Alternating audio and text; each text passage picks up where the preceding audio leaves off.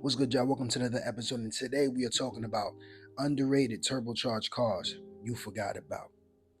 Okay, this list is full of classics, full of cars that went under the radar that you seen one time, maybe twice, and you was like, "Dang, what happened to that?" Before you knew it, you forgot completely. So we about to re-jog your memory. You feel me? Bring that back and put you on something that you forgot about that might be beneficial for you to get in today. But bring it in. Let's talk about it.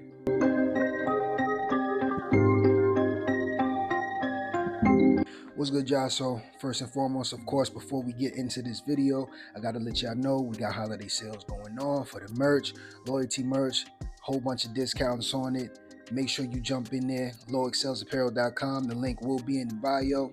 Jump in there, get you something for the holidays, something for yourself, something for your fam, whatever you need. You want to stay warm for these next cold months, I got what you need. Just check in. Make sure you check that link in the bio and support yourself, support the channel, and do what you need to do to stun on anybody that is doubting you. You feel me? But anyway, without further ado, let's get into the video. Number one, that would be a 2003 to 2005 Dodge Neon SRT4. This came equipped with a 2.4 liter, 4-cylinder, 215 horsepower, 245 pound-feet of torque. But that wasn't it. In 04-05, they tuned it a little bit. Still that same 2.4 liter 4-cylinder, but now this time it came with 230 horsepower and 250 pound-feet of torque. 0 to 60, 5.6 seconds. So this car was a car that went under the radar.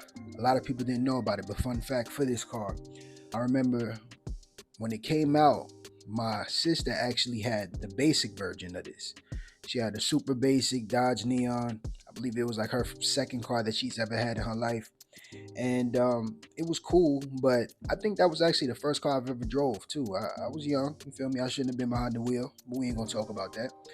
But yeah, I think I just drove it from a stop sign to a stop sign, something like that. Maybe drove it in like a elementary school parking lot. But of course I couldn't gauge it because I didn't know what cars drove like or whatever. But it was definitely a car that stood out because I just remember my sister was super happy having it. It was her second car she's ever owned, and you know, it was just cool for her, so it was cool for all of us. This is actually average to good reliability. Okay, you could mod this car all day long, and as long as you don't go too extreme, you'll be good. You know, it's definitely going to hold its own. It's going to be quick to drive around town wherever you need it, and it's just going to be legit without problems or parts really costing too much. But issues that you may run into: coolant fan relay, oil leak in the spark plugs, and crankshaft sensor. So minor issues, but not the smallest issues, but you just definitely want to check these if you're in the market for them. But remember, if you are in the market for this car, this is a highly heavily tuned vehicle. So everybody that had this car before you want to purchase it, they tuned it 100%. They tuned it. Some went too extreme, some went just enough, and very few didn't do anything at all. So keep that in mind. Make sure that these mods aren't too crazy for you to jump into, and if they not, you got a good, reliable, little quick car that not too many people know about or a lot of people forgot about, and you're gonna be able to do what you want in that. Easy. But let's move on. Number two, that would be a 2006 to 2007 Mazda Speed 6. This came equipped with a 2.3 liter inline 4, 274 horsepower, 280 pound-feet of torque. 0 to 60, what we talking? 5.4 seconds to 6.1 seconds. So mind you, this car came in a manual, so those times are subjective, depends on who you are and how you drive manual. The other car was also manual as well. This is definitely an underrated car as well. This is something that's going to be practical, something that's technically going to be economy friendly as well. It's not too bad on gas. It's not bad to maintain. This car actually has average to good reliability. You know, you're not going to run into too many issues, and people really forgot about this car. It's still a Mazda at the end of the day, and it's not a rotary engine. So just know you ain't gonna have those same issues that other flagship models from the Mazda brand actually had. Issues that you will run into is smoking turbos, the VVT actuator, coolant fan control module, and purge solenoid valves. So these are issues that you could run into, but if you're in the market for them, just make sure the owner did this. Make sure they checked in with it not too long ago. You feel me? Because if that's the case, you could jump into this all day for the low. This car is not expensive.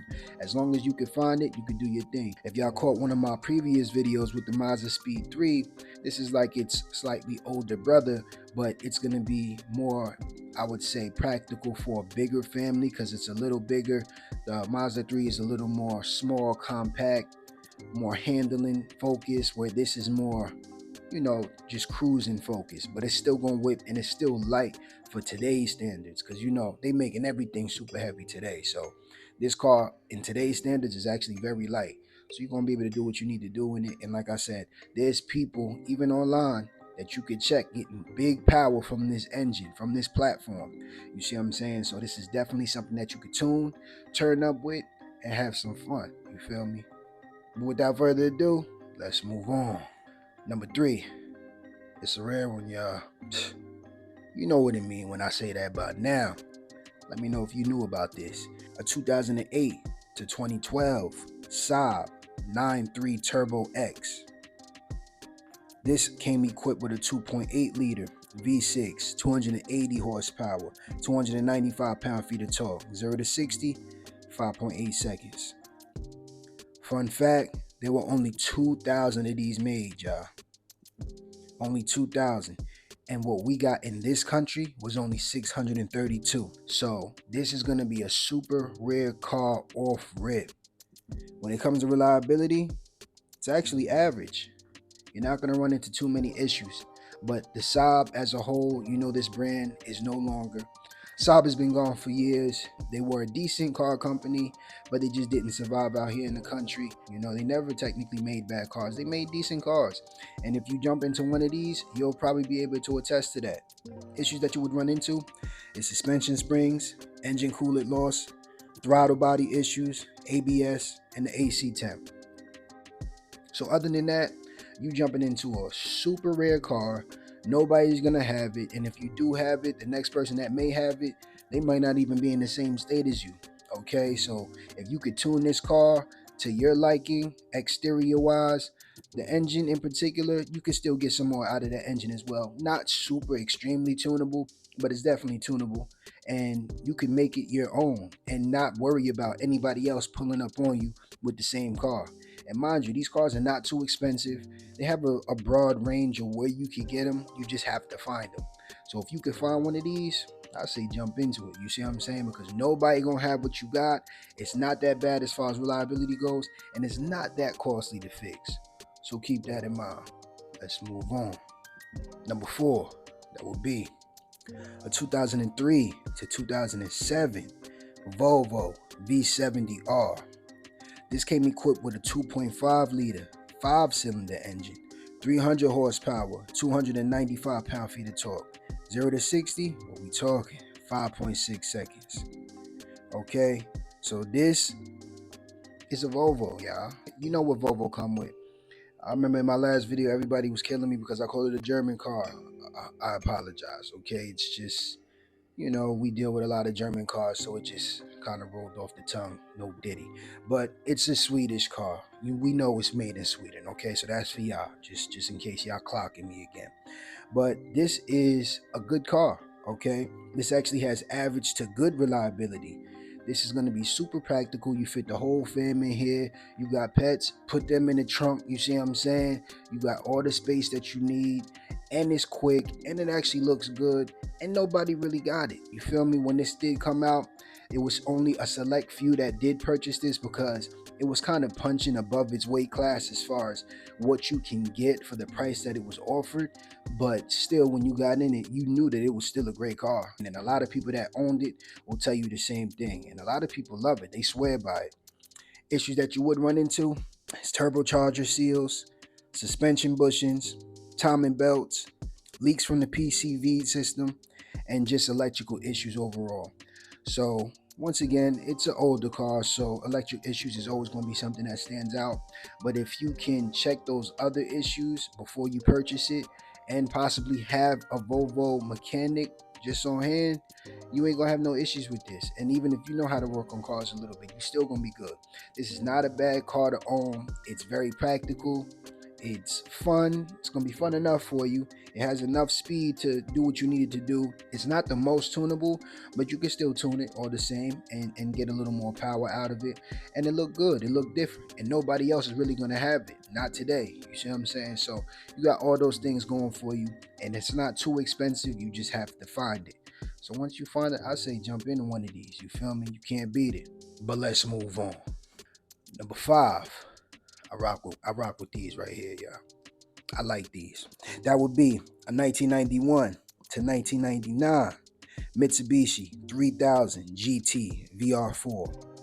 This came equipped with a 3-liter V6, 320 horsepower, 315 pound-feet of torque. 0 to 60, what we talking? 4.7 seconds. So, fun fact, y'all, I've really been a Mitsubishi guy for a very long time, okay? It started with the Evo, Eclipse, cars like that. That always made me appreciate the brand. How they're still alive today and Nissan is dying, yo, that's a whole nother video and topic we need to talk about, because maybe y'all can enlighten me. I don't know how Mitsubishi has been surviving this whole time and Nissan is about to be finished and they're still holding on by a thread. I don't understand that, but maybe y'all know better than me. But other than that, this car was always a good car, but it just had a lot of competition. At this time, you can get a Skyline, you can get an RX-7, you can get a Supra, you can get a Evolution. You know, you can get other cars that can compete with this that other people just appreciated more. You know, and that's why I feel as though it's not recognized as legendary as it should be, but to be fair, it should be. You know, this is definitely a great platform, a great car. It's actually very reliable. It has good reliability, so it's not too much you got to worry about. It's just an older car today. So if somebody wasn't taking care of it, or if somebody over modded this vehicle, then yeah, you're gonna have more issues than the average. But to be fair, it doesn't have that many issues. Things that you may run into is electrical issues, of course, oil leaks from the transfer case, and delayed shift with autos, not the manuals. So yeah, you just want to be wary of this. Check to see if those things have been addressed. Check to see what you can do to fix those issues if you do have one.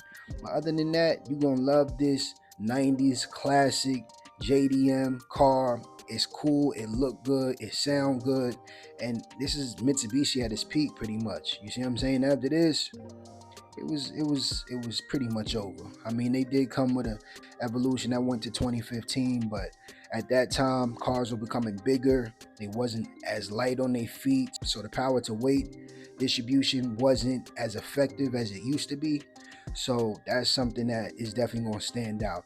You jump into one of these, you're definitely going to have fun. It's going to be rare. A lot of people don't have this to this day. So you put some money into it and you stunting. I promise you, you know, you're going to enjoy your time too. So definitely, if you find this in your market, cop it, because it ain't going for too much. It's expensive here and there, but just don't overpay for it and you should be good. But that's my list, y'all. 5 underrated turbocharged cars you forgot about. But you know how I do. I always got to come through with a bonus for y'all. So let's see if you've seen this coming. And that would be a 2015 to 2016 Volvo S60 Polestar. This came equipped with a 3-liter inline-6, 345 horsepower, 369 pound-feet of torque. 0 to 60, what we talking? 4.4 seconds. So, fun fact. Y'all may or may not know I did own a Volvo S60, right? A 13. And it was a T5, but it was an all-wheel drive version. So that's right before you get to the T6 with the 300 horsepower.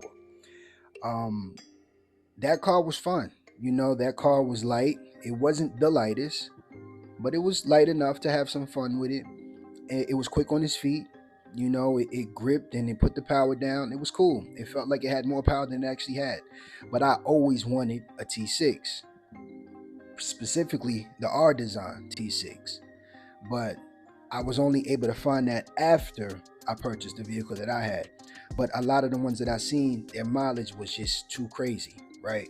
But the car above that one was this, the Polestar S60, which of course I would have loved, but the price difference is astronomical compared to one and the other. So this is definitely going to be the most expensive car on this list. But you don't have to worry about the price too much, because if you could jump into it, it's decent. You're gonna enjoy it. It has average reliability. Nobody's gonna be driving this car. This was a super rare car when it came out. A lot of people didn't even know about it, to be fair.